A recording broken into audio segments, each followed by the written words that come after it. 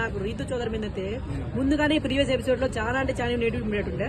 తనుజ గారు ఇలా చేయడం వల్ల ఇంకా నెగిటివ్ ఇంపాక్ట్ ఎప్పుడప్పుడు ఎలిమినేట్ అయిపోతుందా, పోల్స్ లో రాతలి నువ్వు ఓటింగ్స్ లోకి ఎలిమినేట్ చేద్దామని ఉంటుంది. ఎందుకు నచ్చట్లేదు రీతు పర్ఫార్మెన్స్ నచ్చట్లేదు? అసలు ఫస్ట్ లో అయితే కొంచెం మంచిగా ఉండింది కానీ ఈ ఇమాన్యుల్ తో తనుజ గారితో ఉన్నప్పుడు మంచిగా ఉండింది ఆమె.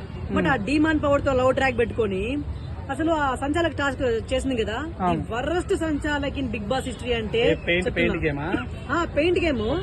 దాంట్లో సెకండ్ రౌండ్ లోనే డిమాండ్ పవర్ ఎలిమినేట్ అయిపోవాలి. యాక్చువల్ గా అది బజర్ రౌండ్. యాక్చువల్ గా అది బజర్ రౌండ్. బజర్ వేసినాక స్టాప్ చేయాలి. స్టాప్ చేసిన తర్వాత ఎవరు పూయకూడదు. ఒకవేళ పూస్తే ఎలిమినేట్ అయిపోతారు. ఆ బజర్ రౌండ్ లో మధ్యలో ఈమె ఎందుకు దూరి అంటే ఆమె తెలిసిపోతుంది డిమాండ్ పవన్ కి కలర్ తక్కువ ఉంది, ఖచ్చితంగా వీడు ఎలిమినేట్ అయిపోతాడు అనేసి బజర్ మోకపోయిన స్టాప్ స్టాప్ స్టాప్ స్టాప్ అని చెప్పేసింది. ఈమె స్టాప్ అని చెప్పిన దాని వల్ల ఎందుకు స్టాప్ చేయాలి వాళ్ళు? ఒక మాట చెప్తున్నారు, ఆలోచన స్టాప్ చేయవలసిన లేదు.